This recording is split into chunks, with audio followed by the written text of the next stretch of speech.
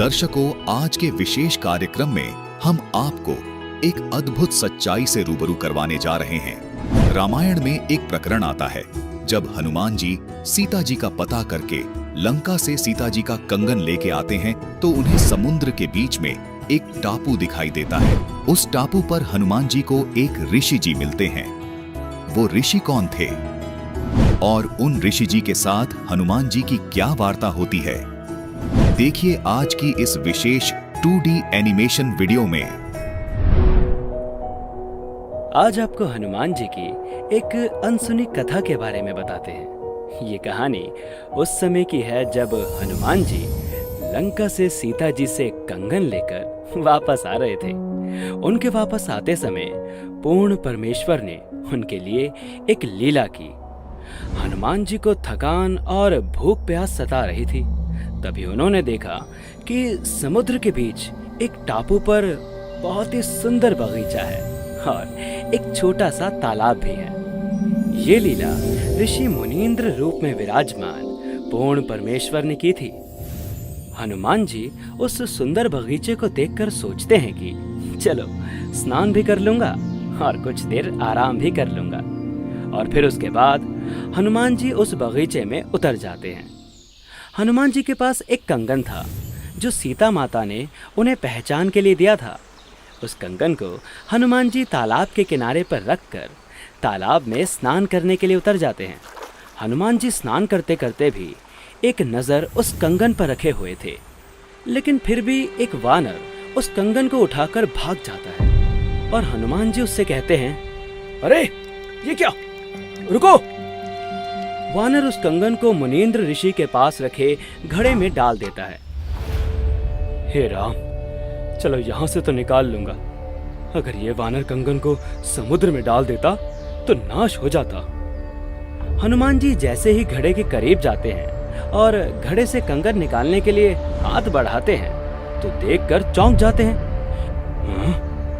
ये क्या, इसमें तो बहुत सारे कंगन पड़े हैं। जो कंगन मैं लेकर आया था वो कंगन कौन सा है? प्रणाम हो महात्मा जी, किसी बंदर ने मेरा कंगन आपके इस घड़े में डाल दिया है।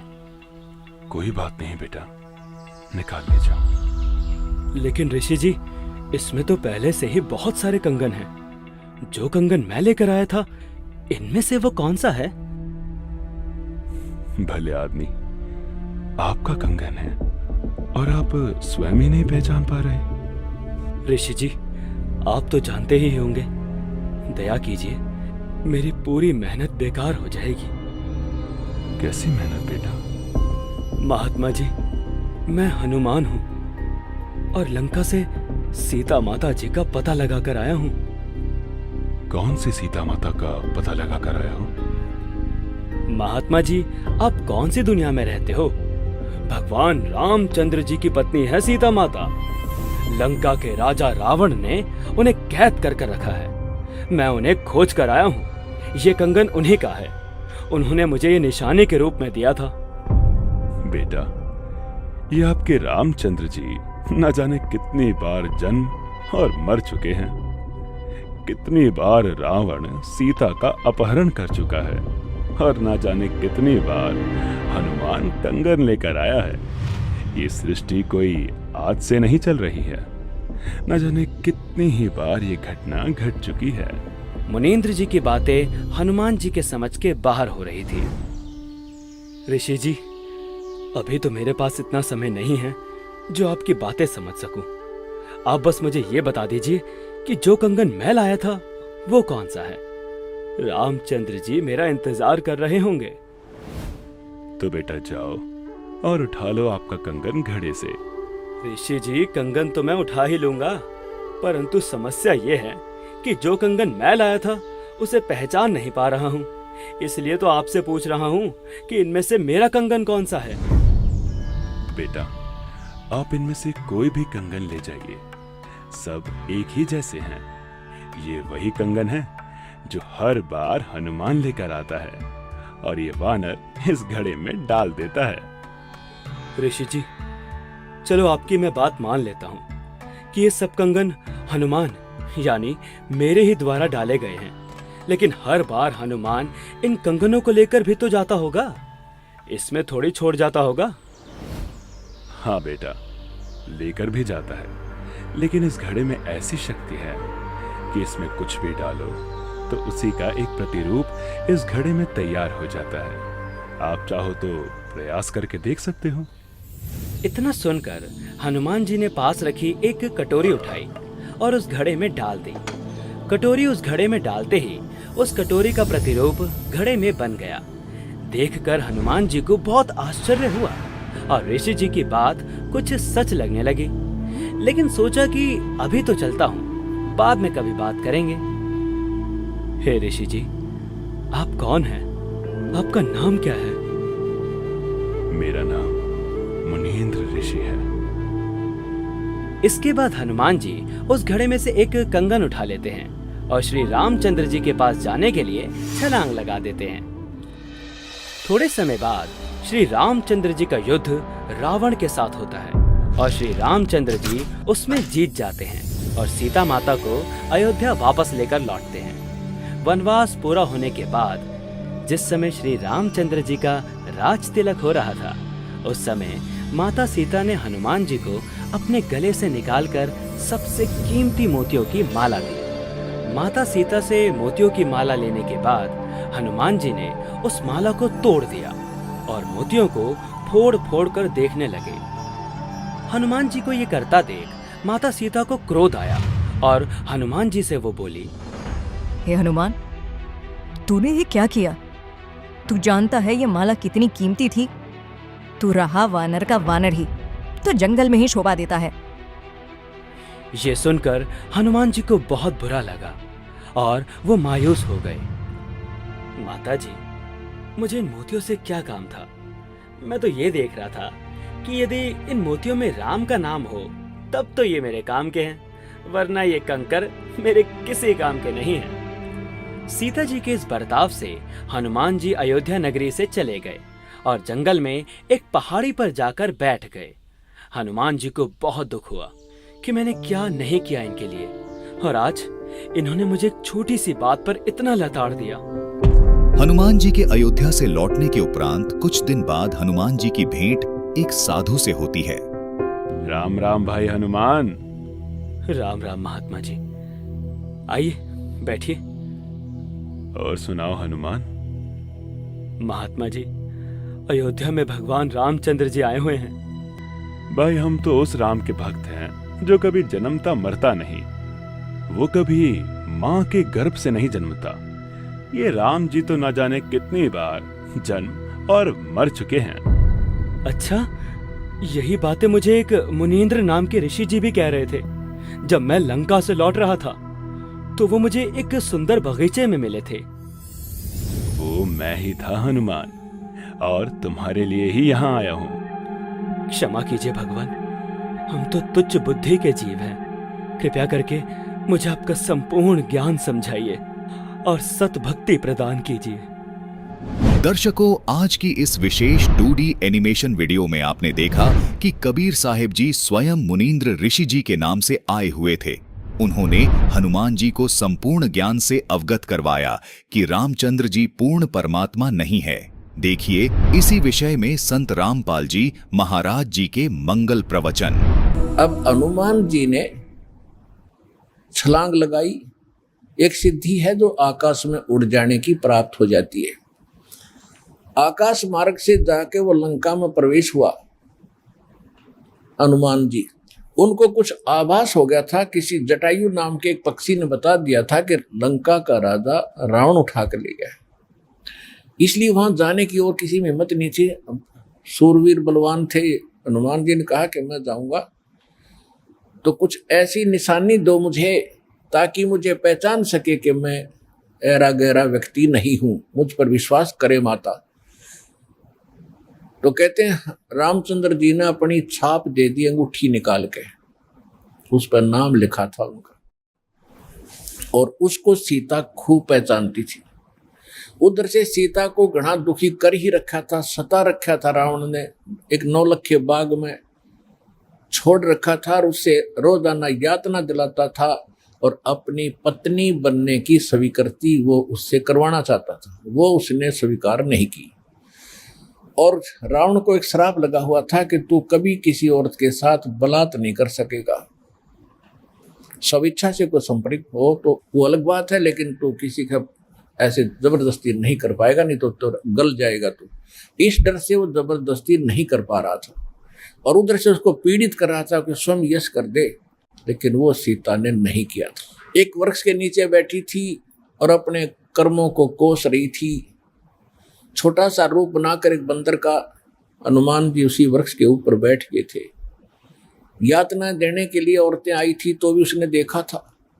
जब वो चली गई उसके बाद फिर हनुमान जी ने ऊपर से वह अंगूठी डाल दी। वो तो राजदूत बनकर गए थे।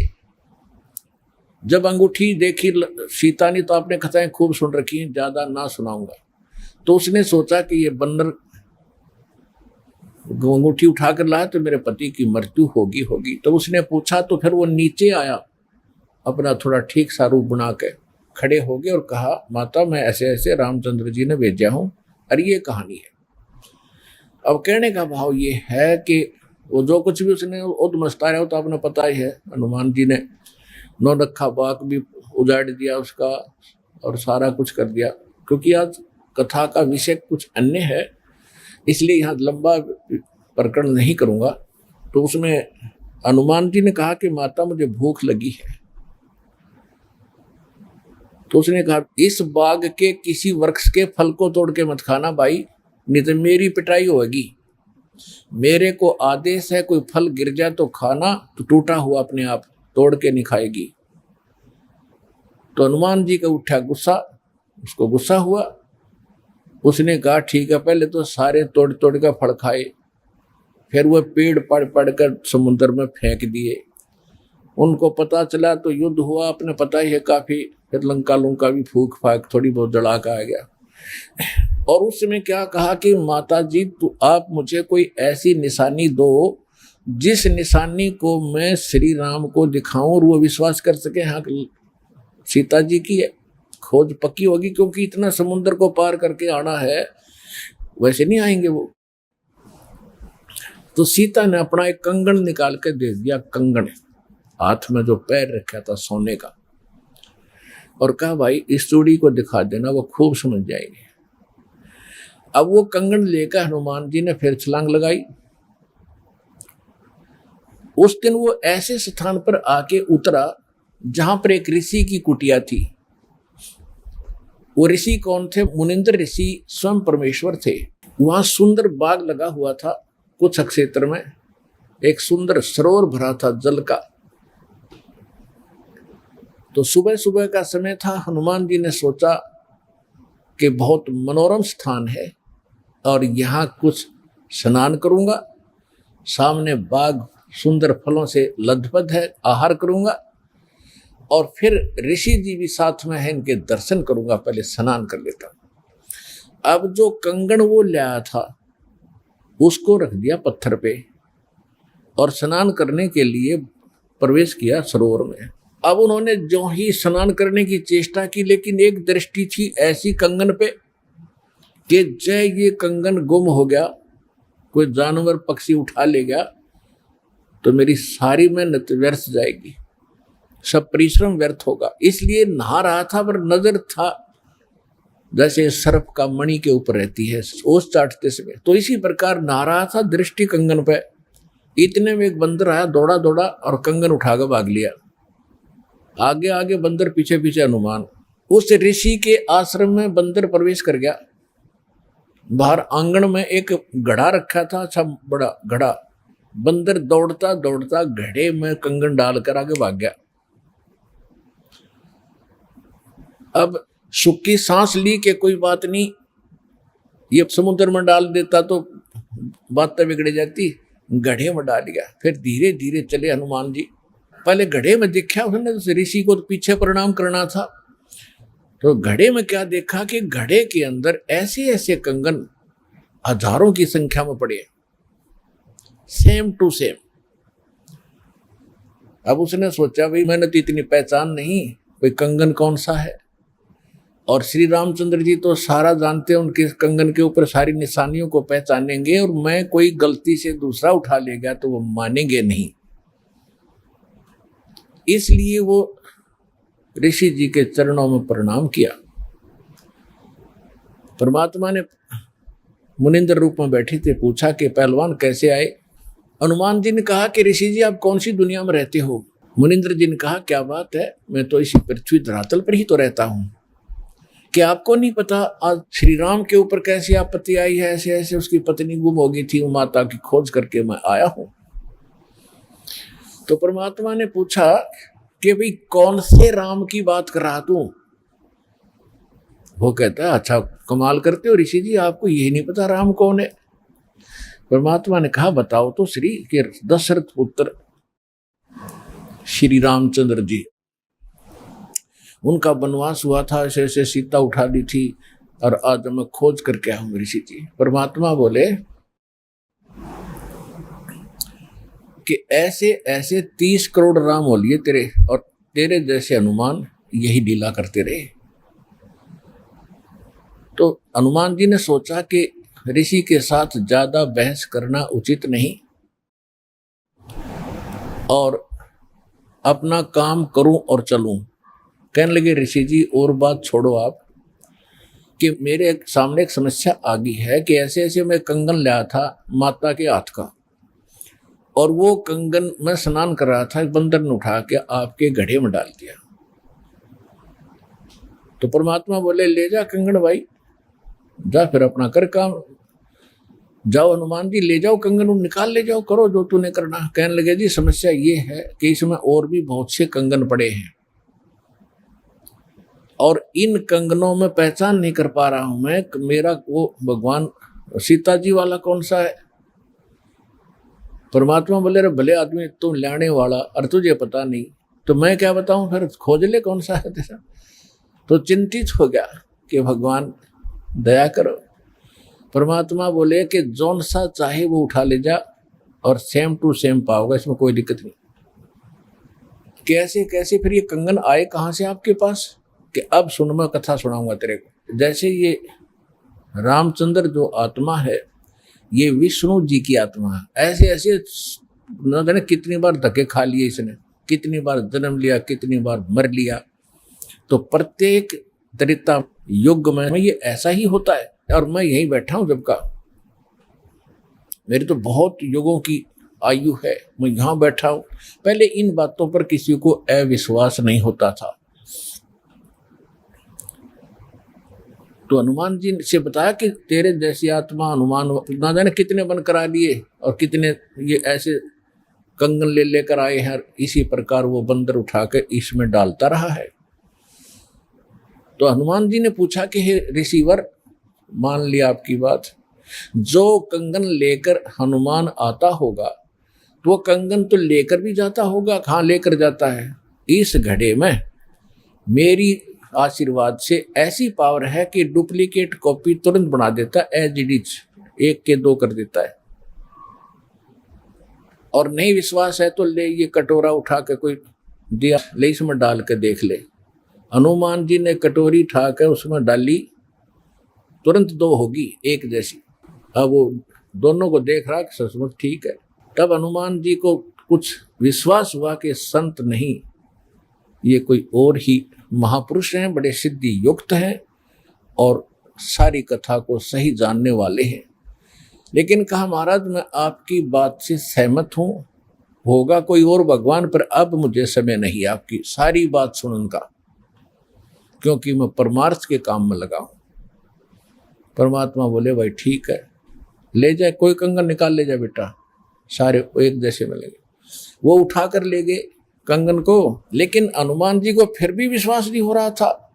जब श्री रामचंद्र जी को दिखा दिया और रामचंद्र जी ने ओके कर दिया, जब हनुमान जी को संतोष हुआ कि 3100 की 100 सच बात हो, वो उधर से वो ऋषि की घटना भी नहीं भूल पा रहा था, उधर से फिर युद्ध भी शुरू होना था। कहने का भाव ये है, बात फाइनल होगी कि सीता वहां है, सारे लक्षण बता दिए, और वो कंगन को देखकर रामचंद्र जी को विश्वास हुआ। अब समस्या आई कि उसके ऊपर पुल बनाएंगे समुद्र पर। वो कथा आपको सुना दी कि 3 दिन तक स्वयं रामचंद्र जी घुटनों पानी में खड़ा होकर के याचना करता रहा। तीसरे दिन जब उसने कहा लक्ष्मण से कि बरा अग्नि बांध दे, ये लातों के भूत बातों से नहीं मानते, इसको फूंकता हूं। 3 दिन हाथ जोड़ता रहा कि हे सागर राज मुझे रास्ता दे दो, ये मान नहीं रहा। तब विपर रूप धारण करके समुद्र आया। उसने कहा कि भगवान ऐसा ना करो, इसमें ना जाने कितने जीव जंतु हैं, सब नष्ट हो जाएंगे, आपको पाप लगेगा। और ये जल सारा समाप्त हो गया तो ये गड्ढा बन जाएगा हजारों किलोमीटर गहरा, आप फिर भी नहीं जा सकते। कि हे रामचंद्र जी ऐसा काम करो, सर्प भी मर जाए लाठी ना टूटे। तो वो कारण जानना चाहा तो समुद्र ने बताया कि आपकी सेना में ये नल नील नाम के 2 ऐसे भक्त हैं जिनको इनके गुरुदेव का आशीर्वाद है कि इनके हाथों से पत्थर भी तैर जाते मेरे ऊपर, और कोई चीज यहाँ पर फ्लोट नहीं कर सकेगी। अपने आत्माओं यहाँ मान बढ़ाई खत्म करती है। और जितने भी वहाँ आसपास ऋषि महर्षि भगत लोग थे, वो विष्णु पुजारी होते ही थे उस टाइम। तो सब ने पता चला कि विष्णु के अवतार श्री राम आए हैं, श्री राम की पत्नी उठा ली गई है, पता चल गया है वो रावण के यहाँ है, उसके ऊपर चढ़ाई करेंगे, लड़ाई करेंगे। वो मान नहीं रहा। तो नल और नील ये भगत सारे पहुंच गए सेना में, क्योंकि भगत तो हेल्प करें, दुखी ऐसा है कि। तो वो भी सेना में खड़ा पाया आगे दोनों। तो उनको बुलाया गया। रामचंद्र जी ने कहा भी नल नील कौन है, वो आगे आए। अब पुण्यात्माओं यहाँ मार खाता है इंसान, और परमात्मा इस प्रकार की जो हम गलतियां करते हैं, अपना भक्ति नाश करते हैं, उसके लिए सतर्क करते हैं। यहाँ पर क्या किया, नल और नील के मन में अभिमान आ गया, अहंकार आ गया कि आज हनुमान भी फेल, रामचंद्र भी फेल, क्योंकि पत्थर नहीं तर रहे, समुद्र पर पुल नहीं बन रहा। हमारे पास ऐसी शक्ति है कि पत्थर रखेंगे तैर जाएंगे, आज हमारी वाह वाह हो जाएगी। अंगद भी फेल, सुग्रीव भी फेल, जामवान भी फेल। ये फेल का चक्कर मारा जीव ने। तो उस दिन वो आए, ना मालिक याद किया। रामचंद्र जी ने पूछा कि तुम्हारे पास कोई ऐसी शक्ति है पत्थर तैर जाते? कहाँ जी है, कि ट्राई करके दिखाओ। उठाया पत्थर रखा, क्यों अभिमान था कि कर देंगे काम, वो डूब गया। दूसरा फिर रखा, वो भी डूब गया। तीसरा फिर रखा, वो भी डूब गया। अब रामचंद्र जी समुद्र की तरफ देख रहे हैं, विपर रूप में खड़े थे, ब्राह्मण रूप में, और ये कहना चाह रहे हो कि तू झूठ बोलता था, इनके पास कोई पावर नहीं। तभी समुद्र ने कहा, विपर रूप में खड़े समुद्र ने, क्योंकि ये देवता होते हैं, ये जल जो है ये देवता नहीं है, जल का कंट्रोलर एक देवता है, उसको वरुण कहते हैं। वो आकर खड़ा हो गया। तो वो कह रहा था कि हे नल नील, आज आपने गलती की भाई, आज तुमने अपना गुरु तो याद किए ही नहीं, तुमने तो नाश कर दिया बात का, करो याद उस मालिक को। तब उनको भी याद आया, कहाँ वाली गलती बन गई आज तक। तो यहाँ परमात्मा बताते हैं, जैसे माता गर्भ को रख यत्न बनाए, ठेस लगे तो छन हुए तेरी, ऐसे भक्ति नसावे। जैसे किसी बहन बेटी को गर्भ रहा हो तो उसकी कितनी केयर टेक करती है वह, उस लाल को सफल करने के लिए कि मेरा गर्भ पूरा हो और बच्चे का मुंह देखूं मैं। तो वो कैसे चिंतित रहती है, चलते समय भी कहीं ऊंचे नीचे पर पैर ना रखा जा, भगवान मेरा बालक गर्भ खराब ना हो जा। रात को सोती है, करवट लेती है, तब भी एकदम उठ के उधड़क जाती है, कहीं बच्चे पर दाब ना आ गई हो, मेरा गर्भ ना खराब हो जाए। तो कहते हैं जैसे माता गर्भ को और रखे यतन बनाए, और ठेस लगे तो छन हो जाता है, तेरी ऐसे भक्ति नसावे। तो इस भक्ति रूपी गर्भ जो आज आपकी आत्मा में परमात्मा के सच्चे शब्द से पल रहा है, इसको इतना संयम से, इतना देखभाल से, यानी सावधानी से इसको परिपक्व करना पड़ेगा। जैसे माता गर्भ को रख है यतन बना, और ठेस लगे तो छन हो, तेरी ऐसे भक्ति नसावे। तो छोटी मोटी हम गलती कर देते हैं लापरवाही में, क्योंकि हमने इस लाल की कीमत का नहीं पता, जो आज हमारी आत्मा में सत भक्ति रूपी जो मालिक का मंत्र से गर्भ रह रहा है, यानी आत्मा प्रफुल्लित हो रही है, जो भक्ति रूपी जो लाल हमारे अंदर बन रहा है, इसको ऐसे संभाल के रखना है, ना अभिमान करना है, कोई मर्यादा भंग नहीं करनी है, नहीं तो फिर नुकसान हो जाएगा, आपकी भक्ति नष्ट हो जाएगी। अब उन्होंने परमात्मा को याद किया।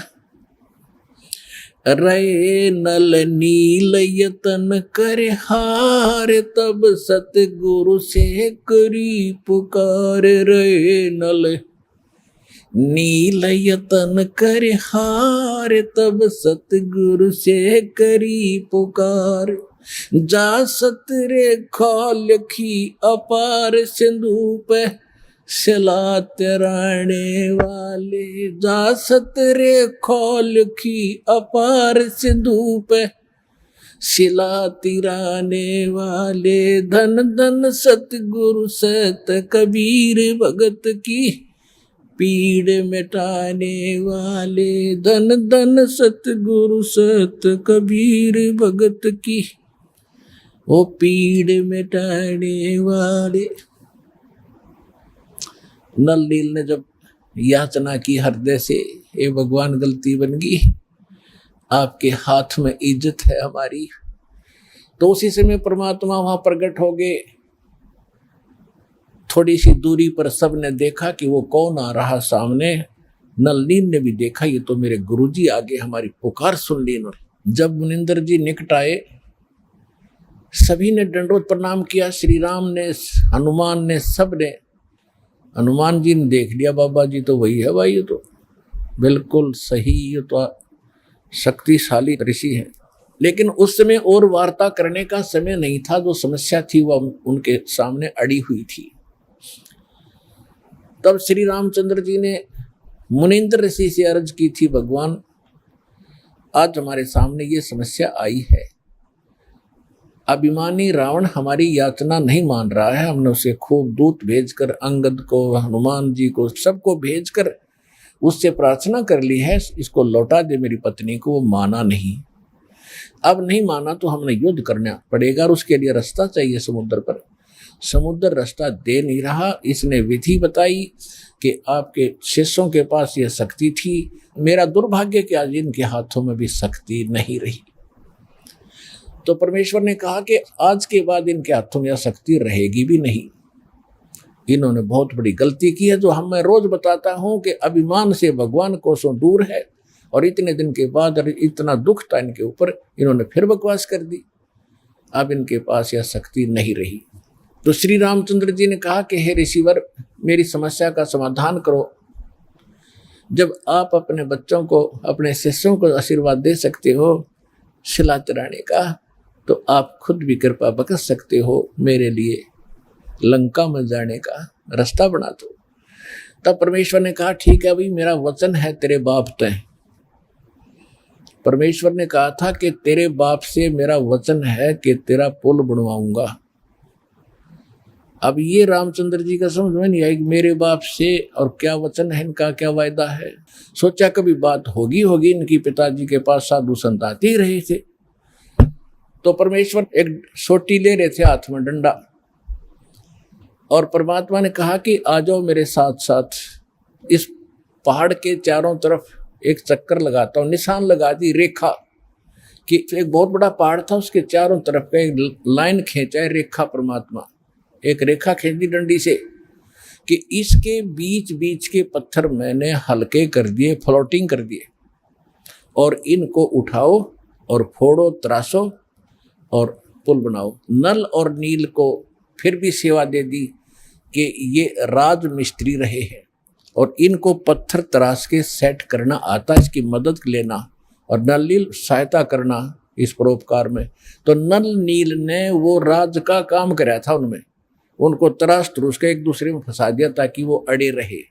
लेकिन आशीर्वाद कबीर भगवान मुनिंद्र जी का था, जिससे वो पत्थर तिरे थे और लंका पर चढ़ाई करने के लिए समुद्र पर पुल बना था। धन धन सतगुरु सत कबीर भगत की, पीड़ मिटाने वाले। धन धन सतगुरु सत कबीर भगत की, पीड़ मिटाने वाले भक्त की, पीड़ मिटाने वाले भक्त की, पीड़ मिटाने वाले।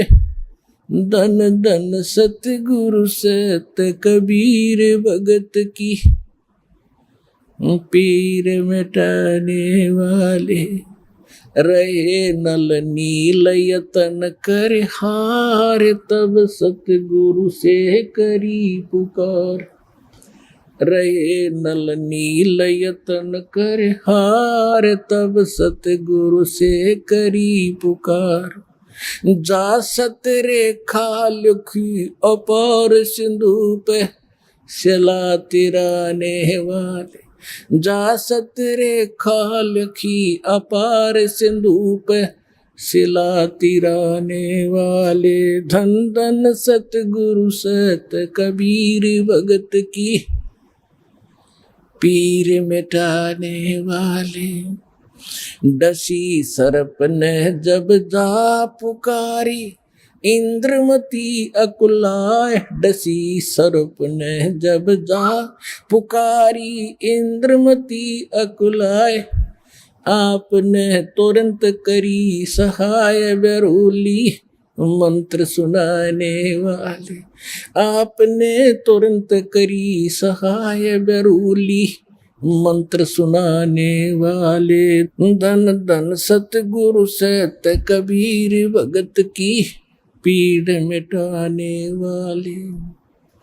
दामोदर सेठ के होते अकाज, अर्ज करी डूबता देखे जहाज। दामोदर सेठ के होते अकाज, अर्ज करी डूबता देखे जहाज। लाज मेरी रखियो ग्रीव नवाज, सिंधु से पार लंगाने वाले। लाज मेरी रखियो ग्रीव नवाज, समुद्र से पार लंगाने वाले। धन धन सतगुरु सत कबीर भगत की, पीड़ मिटाने वाले।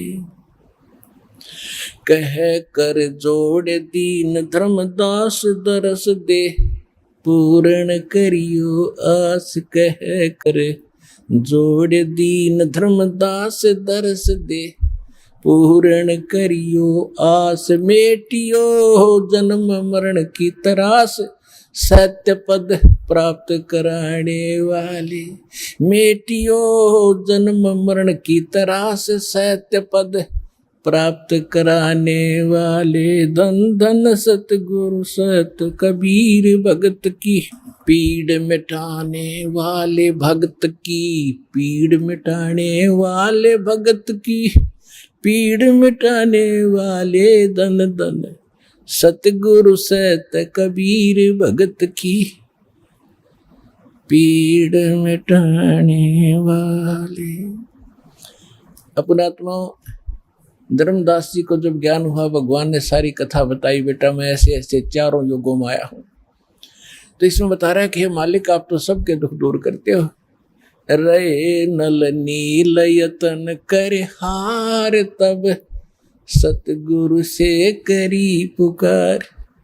जा सत रेखा लखी अपार सिंधु पे, सिला तिराने वाले। जब धर्मदास जी काल प्रभावित ज्यादा था, धार्मिक आत्मा अवश्य थी, और धार्मिक आत्मा में एक लचीलापन घना होता है। एक आदमी कहता है ऐसा नहीं ऐसा होगा, तो सोच लेता है शायद ऐसा ही होगा, लेकिन तब जब तक हम दृढ़ नहीं होते, मोक्ष प्राप्ति नहीं होती। तो उसको दृढ़ करने के लिए जैसे धर्मदास जी बीच बीच में कुछ ऐसी ऊटपटांग बातें कर देते थे, तो परमात्मा अंतर्ध्यान हो जाती थी। उसको फिर तड़फ जागती थी, फिर रोता था बुरी तरह, फिर वो कथा सुना रहे, फिर रो रहे हैं, रोते हुए पुकार रहे हैं। तो जब कह रहे हैं धन धन सतगुरु सत कबीर भगत की, पीड़ मिटाने वाले। फिर क्या बताते हैं कि आपने नल नील जब हार लिए थे, थक लिए थे यत्न कर करके, उन पर नहीं कुछ हुआ था, तब आपने सतरेखा लिखी अपार। भगवान ने बताई वो मैंने ऐसे किया था, वह मानी सच्ची। फिर कहते इंद्रमती द्वापर युग में एक रानी थी, सर्प ने डस लिया था, वह विश्वास नहीं कर पा रही थी, मालिक करुणा में नाम से आ रहे थे, उसको भी आपने जीवित किया और पार किया। और फिर एक दामोदर नाम का सेठ था, व्यापार करता था जहाजों से, भगवान का नाम लिया, उसके बाद उस पर आपत्ति आई, जहाज डूबने लगा, उसने हृदय से पुकारा मालिक को, कबीर साहब ने उसका जहाज नौका ऊपर कर दिया, डूबने वाला था। तो कहते हैं दामोदर सेठ के हों थे काज, अर्ज करी थी आपसे जब डूबता देख जहाज। ऐसे क्या कहा था दामोदर ने कि लाज मेरी रखियो गरीब नवाज, फिर समुद्र से पार लंघाने वाले, जहाज को पार कर दिया, डूबने नहीं दिया। अब क्या कहते हैं, कह कर जोड़ दीन धर्मदास दरस दे, पूर्ण करियो आस। जो भगवान अंतर ध्यान हो गए थे, रो रहा था कि मेरे ऊपर ये बड़ी आपत्ति आ गई, आपका अभाव मुझसे सहन नहीं हो रहा है मालिक। कह कर जोड़ दीन धर्मदास दरस दे, पूर्ण करियो आस। मेटियो जन्म मरण की तरास, सत्य पद प्राप्त कराने वाले। सत्य पद, वो परम पद, वो सतलोक, आपके अतिरिक्त इस सृष्टि में कोई दूसरा मुझे वो प्राप्त नहीं करा सकता। मुझे फिर दर्शन दो मालिक, मेरे से गलती हुई। अब जो प्रसंग चल रहा है, त्रेता युग में दाता ने कैसी लीला की। अब क्या होता है, देखो पुण्यात्माओं, हम परमार्थी भी हैं, क्योंकि भगत का स्वभाव होता है कि वो परमार्थ पर ज्यादा रुचि रखता है, लेकिन परमार्थ के साथ साथ स्वार्थ भी होना चाहिए थोड़ा सा। वो स्वार्थ कौन सा? अपने कल्याण का, आत्म कल्याण का स्वार्थ भी चाहिए। अब हनुमान जी ने जब तो ताकत थी, पहलवान था, धार्मिक था, रामचंद्र जी की जल्दी लग रही थी, जब ऋषि रूप में परमात्मा इत्फाक वहां मिले और सारी लीला देख ली, और फिर ये भी देख लिया कि उसी ऋषि ने आकर समुद्र पर पत्थर तरियाए, और फिर भी बुद्धि बनाया क्योंकि रामचंद्र की जी का साक्ष्य लग रहा था। अब मालिक ने उसका उद्धार करना था उस प्यारी आत्मा का, क्योंकि ऐसी ऐसी पुण्यात्मा जो परमार्थ के लिए कोई लेना न देना, उड़ा जा छाती ताणी मारो, मरूंगा और मारूंगा, कि इसलिए रामचंद्र की पत्नी छुटवाऊंगा। और यति पुरुष थे, बाल ब्रह्मचारी थे, ऐसी लगन थी उसमें। तो कहने का भाव ये था कि फिर इस खुशी में कि रामचंद्र जी के साथ धाव जाऊंगा, वह मेरी इज्जत होया करेगी। अब वो तो श्रद्धालु था, समर्पित था भगवान के लिए, लेकिन गलती यह लग रही थी, और रामचंद्र ने परमात्मा पूर्ण मान बैठा था। अब आपने खूब कथा का पता है कि जब घरजाली और रानी बन गई, फिर उसने सबको इनाम दे रही थी। उसी लाइन में हनुमान भी खड़ा था, क्योंकि उन्हें बड़ी योगदान था, तो हनुमान जी को सच्चे मोती दे दिए। हनुमान जी ने उनका पहलवान था, इन्हें फोड़ फोड़ के गिर दिए तले। तो सीता को अच्छा नहीं लगा, कहने लगे रे बंदर के बंदर, तेरे को अकल भी नहीं इतनी कि तू पता कितने कीमती मोती थे, तेने क्या कर दिया, ये क्यों फोड़ डाले। उसने ये कहा कि मैं इसमें ये देख रहा था, इन मोतियों में कहीं राम का नाम है तो मेरे काम है, नहीं तो मेरे काम नहीं है। तो वो कहने लगी तू रहा बंदर का बंदर, और बंदर तो खुद थी, जब अकल नहीं उसके अंदर इतनी भी। तो उसने उसको लताड़ दिया कि तू बंदर का बंदर है, तेरा ठिकाना यहाँ नहीं, तेरे तो जंगल में जाना चाहिए। हनुमान जी का ठेस लगी, और उठा कर अपना लंगोट जा बैठा पहाड़ पे। अब बैठा एकला, यहां संसारिक परमार्थ करने से उसको क्या मिला, ये लोग इतना ही देते हैं। जब हम भगवान की शरण में होंगे और फिर परमार्थ करेंगे, परमात्मा हमारे साथ होगा, उस परमार्थ का फल अलग होगा। जब तक आप मनमुखी मंड रहे, किसी की तसार ला दिया, किसी का उसको सहायता कर दी, वो तो फिर आपको कर देगा अगले जन्म में, वो भी अच्छी बात है, लेकिन वो रिजल्ट लास्ट में नल ही होगा जो आपके समक्ष है। आप कथाएं खूब पढ़ते रहे हो। अब बैठा भगत एकला, वृद्ध हो गया शरीर, एक पहाड़ पे। परमात्मा गए वहां पर, तब अन्य रूप बना लिया परमात्मा ने, अन्य रूप, और जाके कहा भी राम राम, अंजनी के पवन पुत्र राम राम, राम राम महाराज जी आ जाओ बैठो। बैठ गया। भाई कैसे हो, कौन है, क्या नाम है? तूने बताया भाई मेरा नाम तो कोई है नहीं, मैं तो ऐसे भटक रहा हूँ और परमात्मा की खोज में लगा हुआ हूँ, ऐसे ऐसे मुझे, आप भगत आदमी हो, आपसे दो चर्चा करने यहाँ बैठ जाता हूँ, थोड़ी देर राम नाम की चर्चा कर लूँ। करो कल जब हनुमान जी ने गुण गाए कि 3 लोग के भगवान आ रहे, दशरथ के पुत्र घर में रामचंद्र नाम उनका। परमात्मा बोले फिर भगवान आप क्यों छोड़ आए, वैसा बढ़िया राम था तेरा, जो भगवान के लिए तो भटक रहा है, और भगवान ने छोड़ा अयोध्या में, तो बैठा पहाड़ पे, फिर यह कौन सी समझदारी तेरी? अब हनुमान जी ने सोचा भाई बात तो बाबा जी ने काटेगी कही। कहने लगा भाई जिसको भगवान मान बैठे राम नहीं है, ये तो नाम रामचंद्र है इसका, राम तो कोई और है जो सुप्रीम पावर है, उसका भेद मेरे पास है। इस राम तो पता नहीं कितने मर लिए। तब उसने कहा कि ये बात है बाबा जी और क्या था मुझे ऋषि जी वहां पर। तब परमात्मा ने वो रूप बनाया कि भाई मैं हूं वही, तेरे लिए भटक रहा हूं प्यारी आत्मा। चरणों में शीश रख दिया हनुमान जी ने कि महाराज जी मुझे ज्ञान बता दो। परमात्मा बोले अब थक लिया तू संसार से, देख लिया तेने क्या उपकार किया, तुझे क्या मिला वहां से, और उनको क्या मिलेगा वो फिर बता दूंगा, अब तेरे जचे को नहीं। सीता तो घर से निकाल ली जाएगी, और रामचंद्र डूब कर मरेगा सरयू नदी में लास्ट में। इनकी ये हालत होती है यहाँ पर। अब जब तो हनुमान जी का सारी साची लगे ठीक, क्यों उसका जूते लाग लिए वहां से। तुमने बोला महाराज वह सच्चा ज्ञान बताओ, मैं सारी सुनूंगा। सारा ज्ञान बताया कि मैं सीधा नु का भगवान हूं तो नहीं जचा कि मैं उस परमात्मा का संदेश लेकर आता हूं, 4 युगों में आता हूं। सारी कहानी सुनकर कति साची मान ली, और फिर कहा कि जब आंखें देखूं कि अभी आप वहां से आते जाते हो तो तब कुछ यकीन हो। तो परमात्मा वहां से उड़े आकाश में, और उसको दिव्य दृष्टि दे दी हनुमान जी ना, तो 1 किलोमीटर पाछे कुछ दिखा को नहीं। हनुमान जी देख रहे यहाँ से बैठे, वो ज्वालिए सारे लोग दिखे, राम कृष्ण नर के नीचे रह गए, और वो पहुंच गए सतलोक में, वहां तक देख रहा है। फिर कहा कि महाराज वापस आ जाओ, मेरा पूरा विश्वास हो गया। तब वापस आ गए। तब हनुमान जी ने नाम लिया उस परम पिता से, तब उस आत्मा का कल्याण हुआ। पुण्यात्मा ये है सत्यनारायण कथा।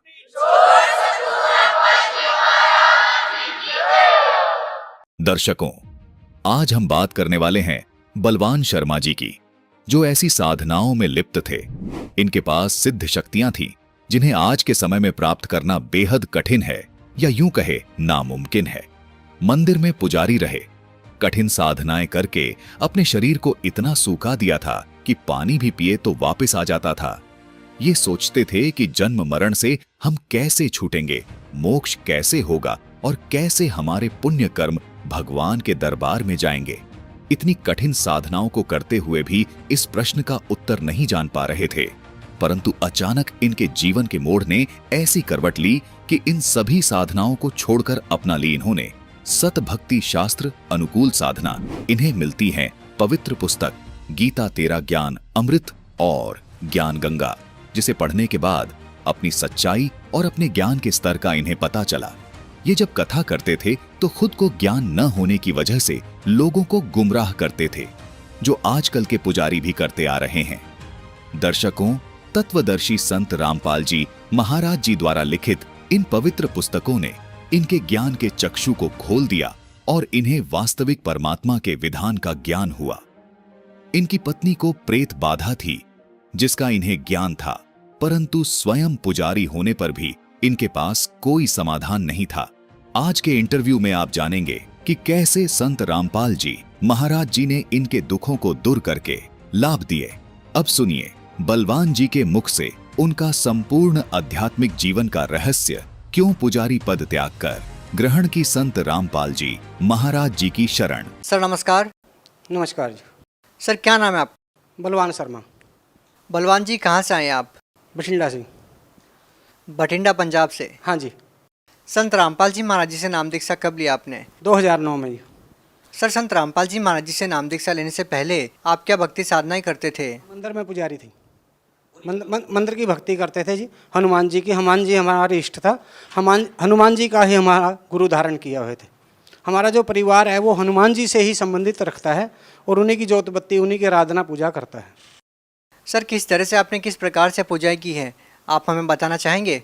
हमने जी मंदिर में रह कर के जैसे 42 दिनों के व्रत किए, हवन यज्ञ किए, मतलब जैसे ग्रहण कोई जाता है तो उसमें हवन यज्ञ किया, मतलब कोई भी ऐसा त्यौहार नहीं था जो खाली चला जावे। और उसमें हम पैसा कमाने के इच्छुक नहीं थे, सिर्फ हम इच्छुक इस बात के थे भी ये विषय क्या है, हमने किस धारा में जाना है, हमारा मोक्ष कैसे होगा, जन्म मरण से कैसे छूटेंगे, हमारा जो पुण्य है कहाँ लग बढ़ता जाएगा और उस पुण्य से हमारा आगे जा कर के भगवान के खाते में जाएगा या नहीं जाएगा, ये तो हमारे को नहीं पता था कहाँ जाएगा, पर इतना ज़रूर था कि भी हनुमान जी हमारा खाता आगे जा कर के देंगे और फिर हमारा कल्याण हो जाएगा। इस धारा से हम बहते गए और चलते गए और हमने खूब मतलब मंदिर में अपने शरीर को इतना सुखा दिया, इतना सुखा दिया कि अगर इसके अंदर 2 गिलास भी जल डालें तो वो भी वापस आ जाता था और वो अंदर नहीं जाता था। अंदर की जो फैक्ट्रियां थी नीचे की वो बिल्कुल काम करना हट गई थी और भूख प्यास बिल्कुल मतलब अपनी जगह ठहर गई थी, बहुत ही कम हो गई थी। तो एक तरह से आपने अन्न आहार करना छोड़ दिया था? हाँ जी, और बहुत ही कम, मतलब जैसे एकादशी आ गई उसका व्रत कर लो, मतलब व्रत हमने इतने किए कि महीना में ना 20 दिन या 15 दिन तो हमारे व्रत में चले जाते थे। तो सर आप एक तरह से निराहार रहते थे, आपने इतनी सारी पूजाएं साधनाएं की है, तो सर उसके बाद आप संत रामपाल जी महाराज जी से कैसे जुड़ गए? संत रामपाल जी महाराज जी से इसलिए जुड़ गई, हमारे पास एक AP सिंह नाम का जो संत रामपाल जी से का अनुयायी था, उन्होंने हमारे को ये ज्ञान दिया भी ज्ञान ये है, आप किससे जुड़े हो? पहले उन्होंने पूछा, मैंने कहा हनुमान जी से, हनुमान जी हमारा इष्ट है और उनसे जुड़े हुए हैं। वो कहने लगे भी ये जो देवी देवता है ये जन्म मरण में है। मैंने कहा अभी उनसे, हाँ जन्म मरण में है, पर मैंने कहा ये आगे हमारा जो काम है परमात्मा से कर देंगे क्योंकि इनकी पहुँच वहाँ लग है, हमने ये मान रखा था और वो अपना काम हो जाएगा। वो कहने लगे नहीं कर सकते। मैंने कहा क्यों नहीं कर सकते? तो कहने लगे आप पढ़ लो। उन्होंने मेरे को 2 बुक दी, गहरी नज़र गीता थी उनके पास और एक थी आध्यात्मिक ज्ञान गंगा और एक मोटी पुस्तक थी भक्ति के सौदागर का संदेश। उस पुस्तक से मैंने 2 दिन में सारा स्ट्रक्चर उनका पढ़ दिया, 2 ही दिन में। तो 2 दिन में पढ़ने के बाद मैंने उनको कहा भी आप ये अपनी बुक ले लो, मैंने पढ़ दी। मैंने कहा जो ये ज्ञान है, मैंने कहा ये तो किसी ऐसे संत का है जो तत्वदर्शी संत है। मैंने कहा अगर वो संत होया फिर तो ठीक है, अगर वो संत नहीं होया, उसको ये ज्ञान कहीं से मिल गया तो वो तो दुनिया को लूट करके खा जाएगा। मैंने कहा छोड़ेगा नहीं किसी कीमत पे भी, क्यों? मैंने कहा ये ज्ञान लीट एंड क्लीन है और फाइनल है, क्योंकि इससे पहले के ज्ञान में तो हम सुलझे हुए हैं पर इस ज्ञान में हम उलझे हुए हैं। सर एक बात बताइए, आप एक मंदिर में पुजारी रहे हैं, आपने एकदम से कैसे निर्णय कर लिया कि संत रामपाल जी महाराज जी की जो पुस्तकें हैं उनमें जो ज्ञान है वो बिल्कुल सही है और आप जो पहले कथाएं करते थे वो सही नहीं है? ये निर्णय कैसे किया आपने? ये निर्णय इसलिए किया, हम जब कथा करते थे उसमें जैसे देवी पुराण में आता है आविर्भाव और तिरोभाव, तो उसमें हम क्या करते थे, एक अटकल लगाते थे। अटकल लगाने से सामने कथावाचक जो सुनते थे उनको किसी को पता नहीं लगता था भाई पंडित जी क्या कह रहे हैं, क्या नहीं कह रहे हैं और किस प्रकार से आगे जा रहे हैं डायरेक्शन को लेकर के। तो उसमें एक हेरा फेरी होती थी।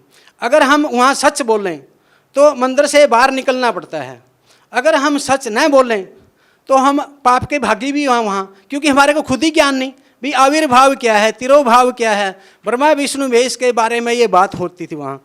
तो अगर हम कहें ब्रह्मा विष्णु महेश का वहाँ जन्म और मृत्यु है तो उसमें एक प्रेशर बनता है कि ब्रह्मा विष्णु महेश का अगर जन्म मरण है तो आप पूजा किसकी कर रहे हो, तो आप किसके ऊपर ठहरे हो और क्या कर रहे हो, ये तो उसमें तो उसी टाइम फैसला हो जाता है, गेट आउट फ्रॉम हेयर। तो कहने का मतलब ये था कि आप चाहते हुए भी लोगों को ये नहीं बताते थे कथा के दौरान कि ब्रह्मा विष्णु महेश की मृत्यु या जन्म होता है। यदि आप ऐसा बताएंगे तो लोग आपके ऊपर सवाल उठाएंगे कि भगवान कौन है। हाँ, तो हमने भगवान के बारे में ज्ञान नहीं था बिल्कुल, हमने तो देवी देवताओं के सतर तकर ज्ञान था और जो दूसरों का लिखा हुआ था वो भी, और जो पुराणों के अनुसार हम कथा करते थे, जहाँ भी ये तत्व ज्ञान की बात आती थी वहाँ से अटकल लगा करके हम आगे चले जाते थे और माई या कथा सुनने वाला खुश हो जाता था। हमारी तो इतनी ही पहुँच थी। सर एक बात बताइए, जैसे कि आप पुजारी थे, सर श्रद्धालुओं के मन में ये रहता था कि ब्रह्मा विष्णु महेश भगवान है, लेकिन आपको पता था कि देवी पुराण में लिखा हुआ है कि इनका जन्म और मृत्यु होता है, तो आपके मन में ये सवाल तो जरूर था कि ब्रह्मा विष्णु महेश से भी ऊपर कोई भक्ति है, तो क्या संत रामपाल जी महाराज जी की किताबें जो आपने पढ़ी, उनका लिटरेचर जो आपने पढ़ा, तो आपको क्या उन सवालों का जवाब मिला जिनको जानने के लिए आप भी उत्सुक थे? हाँ जी, उनके जवाब हमारे को मिले। जो हम संत रामपाल जी से ने हमारी जो ज्ञान की भूख थी वो बिल्कुल बिल्कुल ऐसे बिठा दी कि आपको और ज्ञान की ज़रूरत नहीं है और ये ज्ञान फाइनल है। अगर और किसी के पास कोई ज्ञान हो ऐसा तो गुरुजी हमारे कह रहे हैं कि भाई मैं भी वहीं चल पड़ूंगा उस ज्ञान के पास और हम सारे चल पड़ेंगे। सर, अमूमन हम देखते हैं कि संत रामपाल जी महाराज जी से वही लोग नाम दीक्षा लेते हैं जो किसी न किसी बीमारी से पीड़ित है। क्या आपने भी कोई बीमारी का निदान पाने के लिए संत रामपाल जी महाराज जी से नाम दीक्षा ली थी, या फिर ज्ञान आधार बनाकर ही संत रामपाल जी महाराज जी से नाम दीक्षा ली? नहीं, हमारे इससे कोई संबंध नहीं है।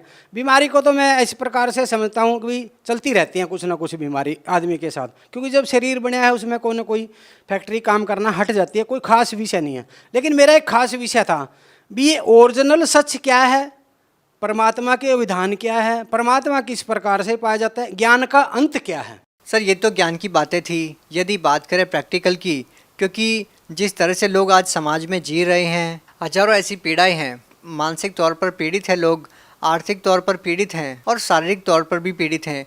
तो ऐसे में लोगों को तलाश है एक ऐसी संजीवनी की जो लोगों की सारी समस्याओं को दूर कर दे। तो सर, हम आपसे जानना चाहेंगे, क्या संत रामपाल जी महाराज जी से नाम दीक्षा लेने के बाद क्या आपको ऐसी समस्याओं से भी निजात मिली जिन समस्याओं को लेकर आज समाज जूझ रहा है?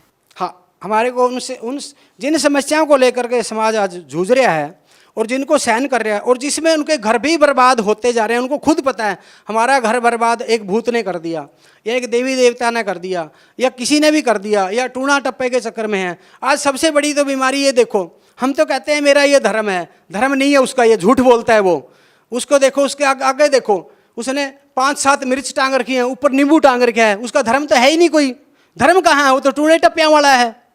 और जब टूणे टप्पे वहाँ हम घुस जाते हैं, हमारे पास ये हर बीमारी से, हर किसी से, हर हवा से, हर देवी देवता से, हर पितर से, हर भूत प्रेत से जूझना पड़ेगा आपको, क्योंकि देवी देवता अच्छा। सर, उन सभी का समाधान क्या है? उन सभी का समाधान एक ही है। अगर आप संत रामपाल जी से महाराज से जुड़ोगे, लेकिन जुड़ने के लिए भी मैं पहले कहता हूँ भी पहले ज्ञान को समझो। अगर ज्ञान नहीं समझा, वहाँ जुड़ गए, फिर भाग गए 2 महीना, कोई फायदा नहीं। उससे पहले निर्णय लो भी ज्ञान क्या है, बात क्या है, किसमें किसकी पोस्ट में कितना दम है। उसमें पहले ही लिख गया भी देवी देवताओं के में इतना दम है, पितरों में इतना दम है, भूत प्रेत पिशाच में इतना दम है, काल में इतना दम है, धर्मराज में इतना दम है, परमात्मा में इतना दम है। तो गुरु में कितना दम है पहले ये देख लो, गुरु में कितना दम है। अगर गुरु में दम नहीं है तो वहाँ जाओगे क्या लेने? तो जा करके भी अगर प्यासे आ गए तो गए क्या लेने? आप तो मतलब ट्रेन में मलमूत्र फैलाने के लिए गए थे। फिर क्या ये माने कि संत रामपाल जी महाराज जी में दम है? हाँ, अगर संत रामपाल जी में आपको दम नहीं लगता है, उनको तोड़ लो। पहले आप जाओ, संत रामपाल जी से जुड़ोगे, वहाँ जाकर के कम से कम भी आपकी जो भूत प्रेत पिशाच की छाया है, जो घर में आपके अनबन हो रहा है, आग लगती है, ईंट पत्थर पड़ते हैं, आपके कपड़े सड़ते हैं, आपका टट्टी पेशाब बीच में निकलता है और आप उसको रोक नहीं पा रहे हो किसी कीमत पे भी, वो चीज़ पहले दिन ही खत्म हो जाएंगी, ये गारंटी है। आपका क्या अनुभव है इसके बारे में? आपके परिवार का क्या अनुभव है? मेरा अनुभव ये है, जब हमारे परिवार में मिसिज का गला बिल्कुल दाबिया जाता था, मुंह दाबिया जाता था, और छोटे बच्चे थे मेरे, तंग हो जाते थे, उस बात को लेकर के रोते भी थे, क्योंकि अगर मंदिर के पुजारी के बच्चे रोएं और वो बात बाहर जाए। किस कारण से मुंह दबा दिया जाता है? ये पितरों के कारण, भूत प्रेतों के कारण। और उसमें ये था, जो भूत प्रेत थे या पितर था, उसका मेरे को पता भी था, लेकिन उसका इलाज मेरे से हो ही नहीं पा रहा था। सर, आज आप पुजारियों की पोल अच्छे से खोल रहे हो और आपके निशाने लगातार तांत्रिकों पर भी फिट बैठ रहे हैं। बहुत बड़ा प्रश्न चिन्ह भी आप उन लोगों पर खड़ा कर रहे हैं। तो क्या ये जो तांत्रिक क्रिया होती है, भूत प्रेत की जो बाधा होती है, क्या संत रामपाल जी महाराज उसको ठीक कर देते हैं? संत रामपाल जी महाराज उन चीज़ों को बिल्कुल जाते ही कांटा मार देते हैं। आगे का क्या अनुभव रहा आपकी पत्नी का? हमारी पत्नी का ये अनुभव रहा कि जो वो चीज़ थी जिसको पितर प्रेत कह लो, वो अंदर बैठ गई थी बिल्कुल। वो अंदर बैठने के बाद मैंने उनसे कभी नहीं कहा भैया आप संत रामपाल जी से जुड़िए या ना जुड़िए, पर मैंने उनको बुक ज़रूर पढ़वा दी थी सारी। मैंने कहा 5-5, 7-7 पेज करके पढ़ो इनको और इसमें देख लो, अगर जचे तो ठीक है, नहीं छोड़ दो। उन्होंने सारी बुक पढ़ी, उन्होंने अपने आप कह दिया कि अब मेरे पास कोई चारा नहीं है और मैं संत रामपाल जी के पास मैंने ले चल। मैंने कहा भाई सोच ले, पर ले चलेंगे, पीछे नहीं हटेंगे, पीछे नहीं हटने देंगे, जो मर्जी हो जाए, मैं तो हटूंगा नहीं। तो उन्होंने कहा ठीक है, पीछे नहीं हटेंगे। तो उसके बाद में हम जब घर से चले तो हमारी मिसिज का एक एक बूंद पेशाब की, मतलब उनको चलने ही नहीं दिया, एक कदम भी चलने नहीं दिया। उसके बाद में फिर हम धक्का कर करके मतलब हम जैसे तैसे पहुंच गए। और हमारी मिसिज ट्रेन में बैठने के बाद में बाथरूम में ही रही, बाथरूम से बाहर ही नहीं आई। और हम जाकर के जाखल उतरे, जाखल का रास्ता पैसेंजर के अंदर 2 घंटों का 3 घंटों का रास्ता है, वो 2.5 का। तो उसके अंदर 3 घंटे भाई बिल्कुल वहीं रही, लेटरिन बाथरूम में, ट्रेन में। तो उसके बाद में मेरे को कहने लगे भी तू दवाई लिया। मैंने कहा दवाई तो काम नहीं करेगी।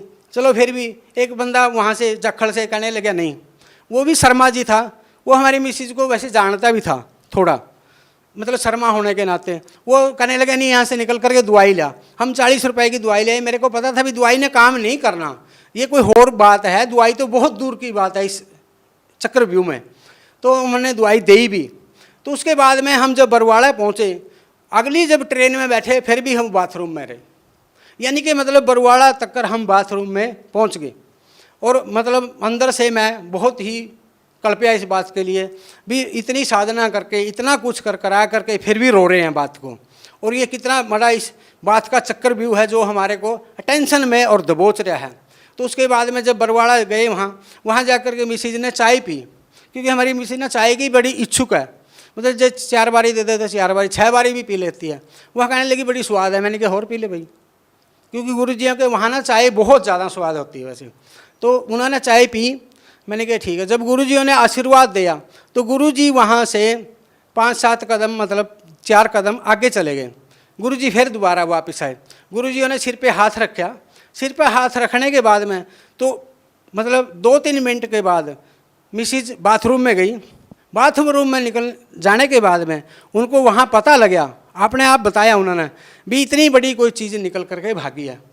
और मेरे को पता था वो चीज़ क्या भागी है। वो एक छोटा बच्चा था, कोई 6 या 7 साल का, जो डेथ हुई थी। वो अंदर उसने जगह बना रखी थी सूक्ष्म रूप से, छोटे रूप से। और वो मतलब योनि के रास्ते बाहर निकली है। और निकली पहले जब गुरुजी ने आशीर्वाद, उसके बाद में मिसिज वहाँ रही, खाना भी खाया, सब कुछ होया। कोई मतलब वो बिल्कुल फ्रेश हो गए, यानी कि उनको कोई भी तकलीफ़ नहीं है, 0 तकलीफ़ है। उसके बाद हम नरवाना से, और रेलवे जो स्टेशन है जो फाटक लगता है, वहाँ से लेकर के कम से कम वो 1.5 किलोमीटर के आसपास है। और वो पैदल बिल्कुल घोड़े की तरह गई। तो बच्चे भी हमारे कहने लगी कि मम्मी अब कहाँ गई तकलीफ़, अब कहाँ गई है। कि मैं मतलब अब वो घोड़े की तरह चल रहे हो, और पहले 1 कदम भी नहीं चल सकते थे। उसके बाद में हमने ये अनुभव वहीं लिया, ये अनुभव वहीं है। बहुत बहुत धन्यवाद सर। सत्य।